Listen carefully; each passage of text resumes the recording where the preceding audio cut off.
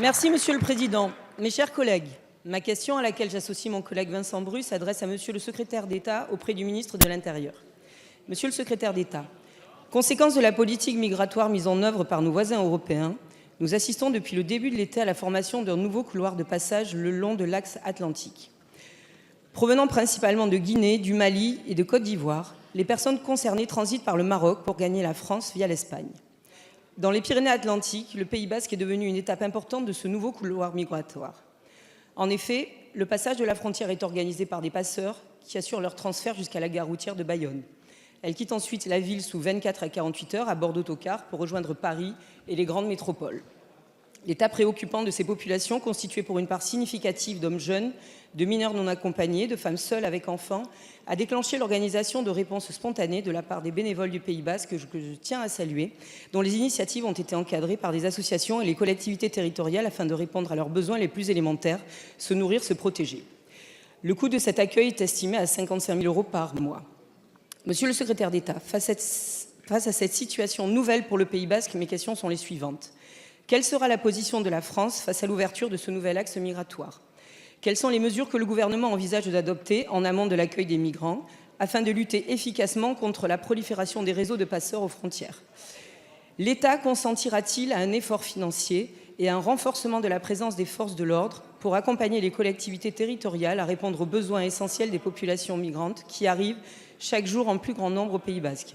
Enfin, pour la France, quel doit être le rôle de l'Europe face à ces migrations toujours plus importantes? Je vous remercie. Merci, Madame la députée.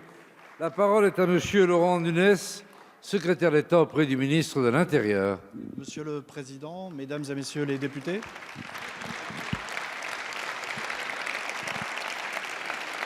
Madame la députée Florence Lasserre-David, comme vous le savez, je me suis rendu le 19 octobre, c'était d'ailleurs mon premier déplacement officiel au Pays basque sur cette thématique, sur cette problématique.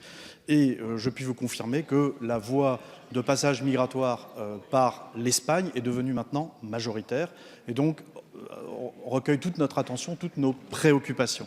Vous vous posez la question de savoir ce que le gouvernement a mis en place. Je vais vous répondre en plusieurs points. D'abord, premier point, nous avons renforcé le dispositif de contrôle aux frontières en renforçant les effectifs, notamment dans votre département, les Pyrénées-Atlantiques, où nous avons une unité de CRS supplémentaire qui est affectée en permanence, des renforts qui ont été affectés à la police aux frontières, mais vous savez que les gendarmes sont également mobilisés, les douaniers sont également mobilisés, et l'activité a augmenté de 60%, c'est plus 60% de non-admission sur cette partie-là de la frontière franco-espagnole, sur les Pyrénées-Atlantiques.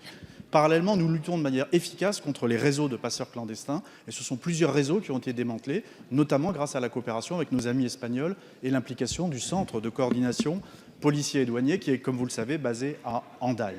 Le ministre de l'Intérieur nommera dans les jours qui viennent un coordonnateur qui sera plus particulièrement en charge de ces problématiques sur l'ensemble de la frontière franco-espagnole. Mais cette action, et c'est la question aussi que vous nous posiez, elle ne s'arrête pas là, elle est plus globale. Et nous travaillons aussi dans un cadre partenarial, bien sûr avec l'Union européenne, mais aussi dans une relation bilatérale avec les pays d'origine, de provenance des migrants, et vous les avez cités, et les pays de transit que sont le Maroc et l'Espagne. Et nous travaillons avec ces pays, nous apportons des aides, nous apportons une coopération policière de manière à leur permettre de réguler les flux de migrants. Et M. Castaner rencontrera d'ailleurs dans les jours qui viennent son homologue marocain et son homologue espagnol. Voilà, vous pouvez compter sur notre détermination totale et la volonté ferme du gouvernement de lutter contre ces flux migratoires.